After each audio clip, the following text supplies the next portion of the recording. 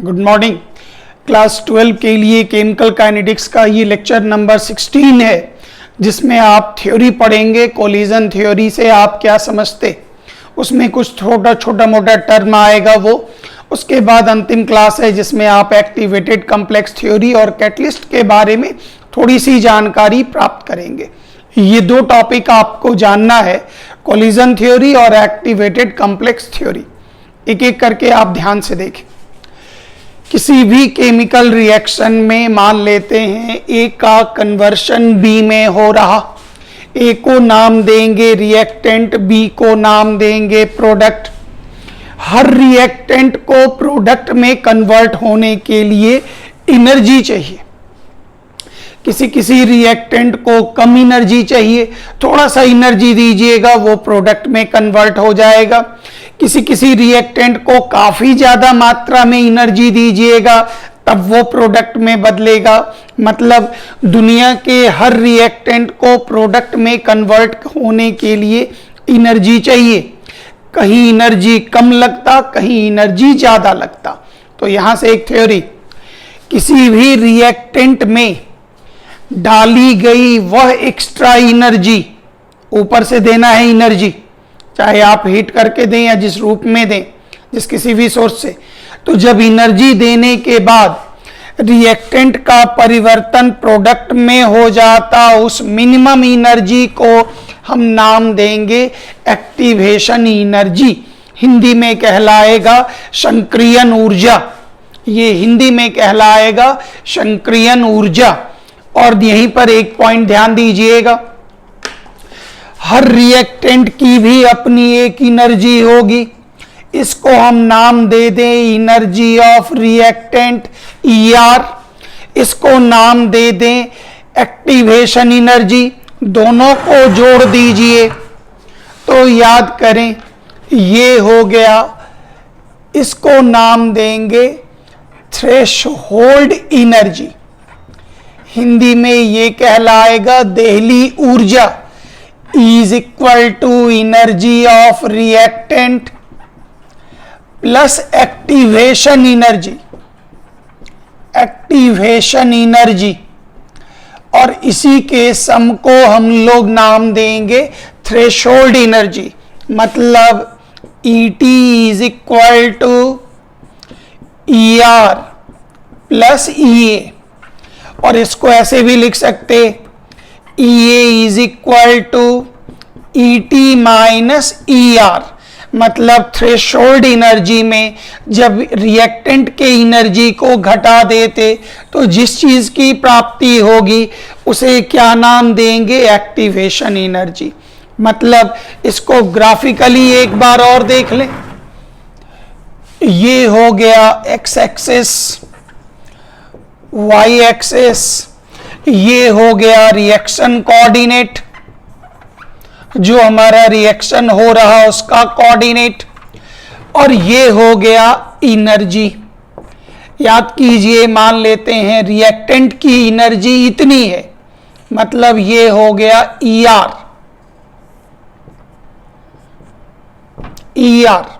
और ये रिएक्टेंट था हमारा A, और ये रिएक्टेंट प्रोडक्ट में बदला और प्रोडक्ट हमारा B। रिएक्टेंट का परिवर्तन प्रोडक्ट में हो रहा और रिएक्टेंट में जितना एक्स्ट्रा एनर्जी डाल करके आप प्रोडक्ट तक पहुंचते, जिसके बाद आप प्रोडक्ट जाते, इस मैक्सिमम एनर्जी जो यहां तक हुआ, इसके लिए तो ये मिनिमम एनर्जी होगा। तो जिस मिनिमम एनर्जी को प्राप्त करने के बाद रिएक्टेंट का कन्वर्शन प्रोडक्ट में हो जाता, उस एनर्जी को नाम देंगे एक्टिवेशन एनर्जी। और ध्यान दीजिएगा, इस एक्टिवेशन एनर्जी में एनर्जी ऑफ रिएक्टेंट को यदि ऐड कर दें, इसको ऐड कर दें, ये हो गया एनर्जी ऑफ रिएक्टेंट। तो याद रखिएगा, इस टोटल एनर्जी को, यहां से यहां तक जो टोटल एनर्जी हुआ, इस टोटल एनर्जी को नाम देंगे थ्रेशहोल्ड एनर्जी। हिंदी में ये कहलाएगा देहली ऊर्जा। यहां से साफ दिख रहा होगा सब लोगों को एक्टिवेशन एनर्जी ये है, एनर्जी ऑफ रिएक्टेंट ये है, ये दोनों आइडेंटिकल, ये दोनों बराबर, और ये पूरा सम हो गया थ्रेशोल्ड एनर्जी। ये थ्रेशोल्ड एनर्जी, ये एनर्जी ऑफ रिएक्टेंट, मतलब threshold energy is greater than activation energy. यहां से ये रिजल्ट आपको मिल गया होगा, आराम से समझ जाएंगे हर रिएक्शन में। अब जैसे आप चावल ही बना रहे, पका रहे चावल, उसमें अपनी एनर्जी चाहिए। वही चीज अगर आप दाल पका रहे, उसमें अलग एनर्जी चाहिए। वही चीज आप नॉनवेज आइटम बना रहे तो उसमें भी अलग एनर्जी चाहिए। हर काम को अंजाम देने के लिए एक मिनिमम एनर्जी की आवश्यकता होती, और उस एनर्जी को क्रॉस करने के बाद रिएक्टेंट का परिवर्तन किस चीज में हो जाएगा? प्रोडक्ट में हो जाएगा। Activation energy is threshold energy minus normal energy of reactant. अब जैसे यहां पर देखें एक्टिवेशन एनर्जी को डिफाइन कैसे करेंगे। ये हो गया एक्स कोऑर्डिनेट, रिएक्शन कोऑर्डिनेट, ये हो गया वाई, ये हो गया रिएक्शन कोऑर्डिनेट, ये हो गया एनर्जी। गौर करें, ये हो गया रिएक्टेंट, ये हो गया प्रोडक्ट। हर रिएक्टेंट को प्रोडक्ट तक जाने के लिए ऊर्जा की आवश्यकता होगी, देखते चलें। और ये जो एनर्जी हुआ, याद कीजिए, इसी एनर्जी को हम क्या नाम देंगे? Activation energy. डिफाइन कैसे करेंगे? फिर से देख लें। रिएक्टेंट जिस मिनिमम एनर्जी को प्राप्त करने के बाद, जिस मिनिमम एनर्जी को प्राप्त करने के बाद प्रोडक्ट में कन्वर्ट हो जाता, उस एनर्जी को आप क्या नाम देंगे? Activation energy. Very important. Threshold energy क्या हुआ? ये हमने अभी आपको सिद्ध करके भी बता दिया। Energy of reactant plus activation energy, दोनों के सम को क्या नाम देंगे? Threshold energy. और थ्रेशोल्ड एनर्जी का मान हमेशा एक्टिवेशन एनर्जी के मान से बड़ा होगा। ये चीज हमने आपको प्रूफ कर दिया। ये पूरा कहलाया थ्रेशोल्ड और ये कहलाया एक्टिवेशन। तो एक्टिवेशन छोटा होगा और थ्रेशोल्ड एनर्जी बड़ा होगा। तो आप जैसे भी इसको याद रख लें। अब जैसे इस जगह पे आए, थ्रेशोल्ड एनर्जी को डिफाइन कैसे करेंगे? ये हो गया एक्स एक्सिस, ये हो गया वाई, ये हो गया रिएक्शन कोऑर्डिनेट, वाई पर हो गया एनर्जी, ये एनर्जी ऑफ रिएक्टेंट आपका ये बना, ये प्रोडक्ट।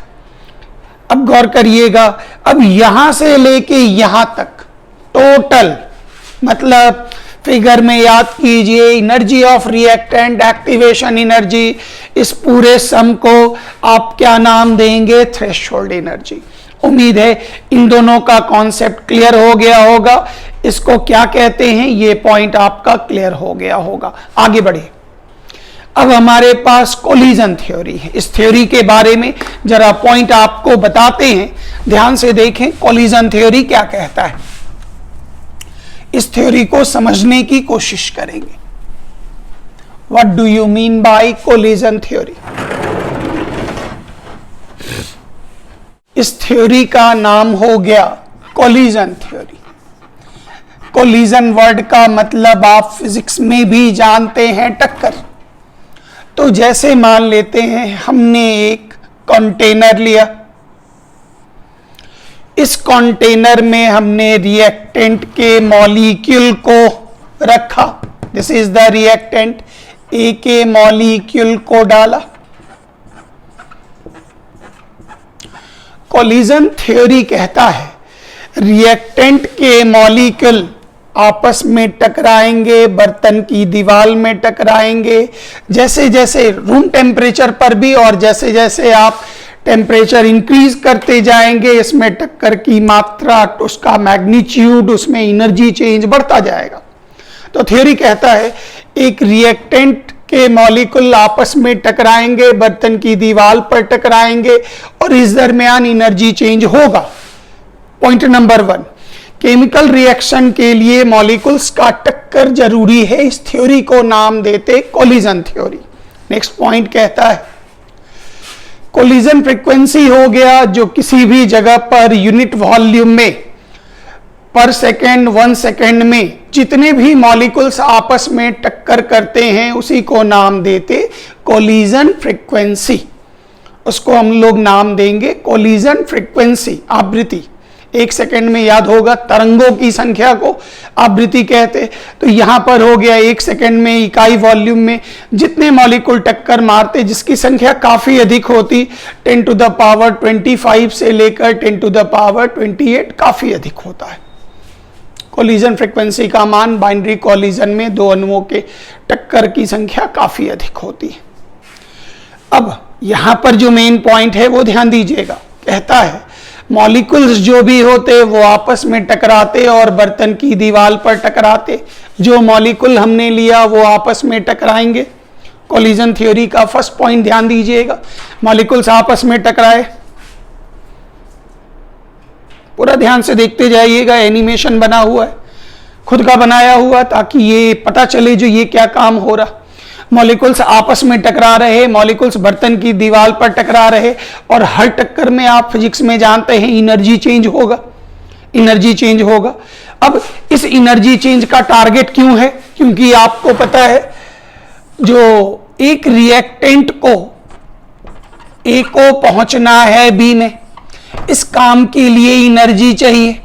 और ये थ्योरी कहता है एनर्जी कैसे मिलेगा? टक्कर द्वारा मिलेगा। तो जब आप थोड़ा सा टेम्परेचर बढ़ाएंगे मॉलिक्यूल्स की काइनेटिक एनर्जी बढ़ेगी और वो कस-कस के टक्कर मारेगा। और जब टक्कर में एनर्जी चेंज का मान इस एक्टिवेशन एनर्जी के लिमिट से, इसके बैरियर से ज्यादा हो जाएगा, तो इस मॉलिक्यूल का परिवर्तन किस चीज में हो जाएगा? प्रोडक्ट में। पॉइंट फिर से एक बात, जब कभी भी इस कोलिजन में एनर्जी चेंज का मान एक्टिवेशन एनर्जी के मान से अधिक हो गया तो आपके रिएक्टेंट का परिवर्तन प्रोडक्ट में हो गया। ऐसे कोलिजन को, टक्कर को नाम देंगे इफेक्टिव कोलिजन, असरदार टक्कर, नंबर 1। नंबर 2, अगर इस कोलिजन में एनर्जी चेंज का मान एक्टिवेशन एनर्जी के मान से कम हो तो नाम देंगे इनइफेक्टिव कोलिजन, असरहीन टक्कर। जैसे मान लेते हैं आप कहीं भी जा रहे और गलती से किसी से शोल्डर आपका टकरा गया, तो गलती से टकरा गया, ज्यादा चोट दोनों में से किसी को नहीं लगा, तो आपके मुंह से भी निकला सॉरी, उसके मुंह से भी निकला सॉरी, और ऐसे टक्कर को नाम दिया गया इनइफेक्टिव कोलिजन, कोई असर नहीं हुआ। लेकिन एक बार आप तेज रफ्तार से घर में अंदर की तरफ दाखिल हो रहे थे, पर्दा टंगा हुआ था, सामने से पीछे तरफ से भी कोई व्यक्ति आ रहा था और वो भी बहुत तेज रफ्तार में आ रहा था। बीच में पर्दा होने के कारण ना तो आपने उसको देखा ना उसने आपको देखा, और दोनों एकदम, दोनों का माथा, दोनों का सर हेड ऑन कोलिजन कस के टकरा गया। कस के टकराने के कारण असर हो गया, उसको भी असर हो गया। दोनों के मुंह से सॉरी नहीं निकला, आपके मुंह से भी निकला, दिखाई नहीं पड़ता है क्या? उसके मुंह से निकला, आपको नहीं दिखाई पड़ता है, और सही में दोनों में से किसी को नहीं दिखाई पड़ता। क्यों? बीच में पर्दा आ गया, और इसके कारण जो असर हो गया, टेटर निकल गया, नाम देंगे असरदार टक्कर, इफेक्टिव कोलिजन। इसका मतलब कोलिजन थ्योरी कहता है हर कोलिजन में जब रिएक्टेंट का परिवर्तन प्रोडक्ट में करने के लिए अगर उसके बीच में टक्कर के दरमियान एनर्जी चेंज इतना हो, जो आगे चलकर इसमें सुधार भी किया गया, एनर्जी चेंज इतना हो जो वो एक्टिवेशन एनर्जी के पहाड़ को, बैरियर को क्रॉस कर जाए, तो उसी को हम लोग क्या नाम देंगे? Effective collision. जो लोग घर में खाना बनाते हैं तो जब पतीला में चावल बनता रहता है तो बीच बीच में चावल का एक दाना निकाल कर दबाया जाता स्लैब पर रखकर, वो इसलिए जो क्या ये एक्टिवेशन एनर्जी क्रॉस किया? नहीं, अभी थोड़ा देर और, फिर और थोड़ी देर बाद निकाला, फिर दबाया। अचानक लगा जो हाँ एक सैंपल निकालकर चावल का एक दाना, 2 दाना निकालकर दबाया, देखा हाँ वो पक गया। पकने का मतलब एक्टिवेशन एनर्जी का पहाड़ क्रॉस कर गया। इसी को हम लोग नाम देंगे इफेक्टिव कोलिजन। अब आइए पॉइंट, कहता है सारा का सारा कोलिजन जो है वो केमिकल चेंज नहीं करेगा। सही बात, केमिकल चेंज करने के लिए इस पहाड़ को कूदना, इस एक्टिवेशन एनर्जी के बैरियर को क्रॉस करना अनिवार्य है। और अगर एनर्जी चेंज टक्कर में ऐसा हो जाए जो इफेक्टिव ये एक्टिवेशन एनर्जी से कम हो तो ऐसा वाला टक्कर कभी भी केमिकल चेंज नहीं देगा, एनर्जी को रीडिस्ट्रीब्यूट कर देगा, कभी भी केमिकल चेंज नहीं देगा। कोलिजन जिसकी लोअर एनर्जी होगी, ऐसे टक्कर को हम क्या नाम देंगे? Ineffective collision. और इनफेक्टिव कोलिजन वाला कोई भी रिएक्टेंट किसी भी कीमत पर प्रोडक्ट में नहीं जा सकता। तो reactant molecule do not convert into product, इसका भी हम आपको दे देंगे। और इधर ध्यान रखिएगा, 2 दिन चूंकि भैया लोग सब लोग गायब हैं, छुट्टी में ऑफ रहेंगे, इसलिए 2 दिन वीडियो नहीं आएगा। सैटरडे संडे वगैरह में हम आपको 2 वीडियो दे देंगे, ताकि ये टॉपिक ही हमारा कंप्लीट हो गया। अब न्यू टॉपिक जो मारेंगे वो हमारा आगे का होगा। अब आइए जरा काम देखें, इसमें पूरा रिजल्ट देखते चलें। X axis, y axis, reaction coordinate, energy, reactant का परिवर्तन प्रोडक्ट में हो रहा। अब ध्यान से देखिएगा, यहीं से आइडिया लग गया। मॉलिक्यूल आपस में टकराया, अब आप कोई सामने खड़ा है उसको बोलेंगे मारेंगे।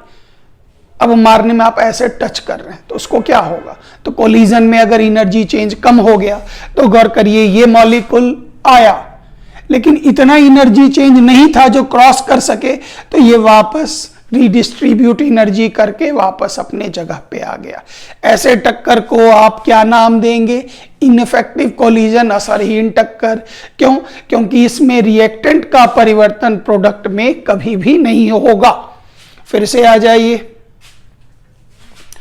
फिर ये रिएक्टेंट टकराया, इस बार एनर्जी चेंज यहां तक, फिर बैक टू पवेलियन, कोई असर नहीं हुआ, नाम हो गया इनफेक्टिव कोलिजन।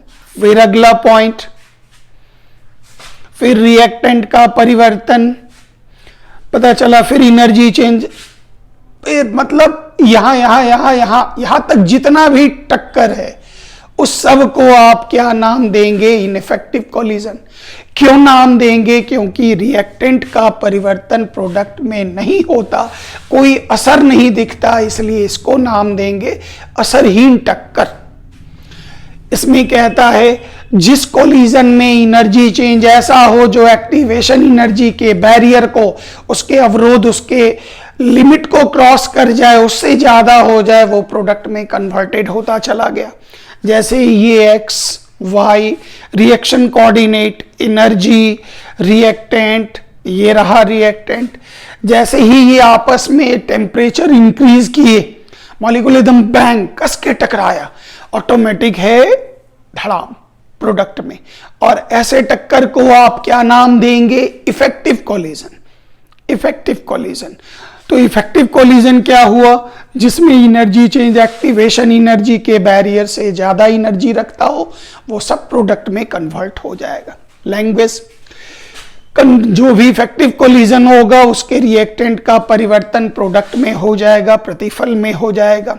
जितना ज्यादा इफेक्टिव कोलिजन की संख्या जितनी ज्यादा होगी, ऑटोमेटिक है वो उतना आसानी से परिवर्तित प्रोडक्ट में होता चला जाएगा। Higher the number greater the rate of reaction, प्रतिक्रिया उतनी तेज होती जाएगी। कोलाइडिंग, इसमें एक पॉइंट और जोड़ा गया, इसको भी जरा ध्यान से देख लीजिएगा। वो पॉइंट है खाली टक्कर नहीं, दिशा भी इंपॉर्टेंट। मतलब अगर आमने सामने कोई व्यक्ति टकराया, उसमें जो एनर्जी चेंज होता है, और पता चला उतना ही कस के अगर 2 व्यक्ति पीठ पीठ में टकरा जाए तो उसको उतना चोट नहीं लगेगा। यहां इसका मीनिंग क्या है जरा समझने की कोशिश करें।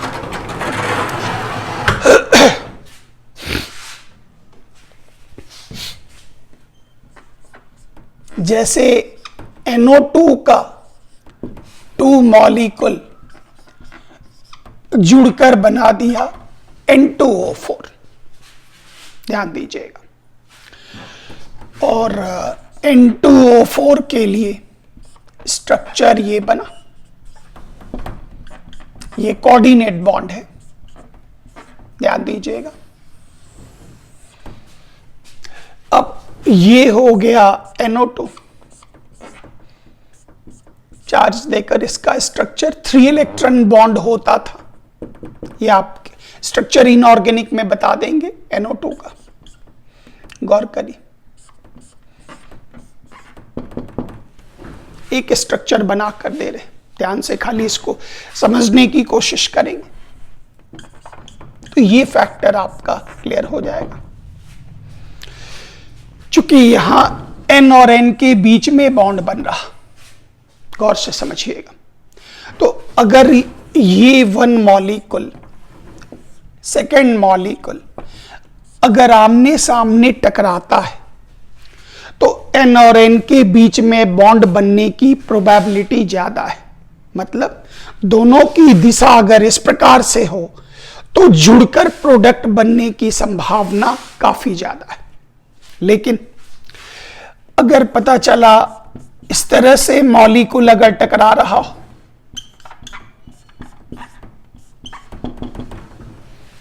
तो इस कंडीशन में प्रोडक्ट में परिवर्तन मतलब एनर्जी चेंज अगर एक्टिवेशन एनर्जी से ज्यादा भी हो गया तब भी इस केस में प्रोडक्ट का निर्माण नहीं होगा।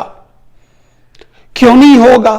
क्योंकि प्रोडक्ट बनने की संभावना कम है, क्योंकि जो प्रोडक्ट बन रहा उसमें N और N के बीच में बॉन्ड बन रहा, यहां O और O में टक्कर के कारण बॉन्ड नहीं बन पाएगा। इसलिए कहा गया जो टक्कर के साथ साथ निश्चित दिशा भी होनी अनिवार्य है तो उस टक्कर का असर होगा, और अगर दिशा गड़बड़ है, प्रॉपर नहीं है, बॉन्ड बनने वाले जगह पर टक्कर नहीं हो रहा तो उसमें एनर्जी चेंज हो भी जाए तो प्रोडक्ट का फॉर्मेशन नहीं हो पाएगा। तो ये इसका एक पॉइंट था, ये थ्योरी था। ये टॉपिक आपका पूरी तरह से कंप्लीट हो गया। पूरा आपको ये टॉपिक काइनेटिक्स का क्लास नंबर 16 आपका पूरा हो गया। अगला क्लास में आगे का टॉपिक बताएंगे। Thank you very much. जय हिंद।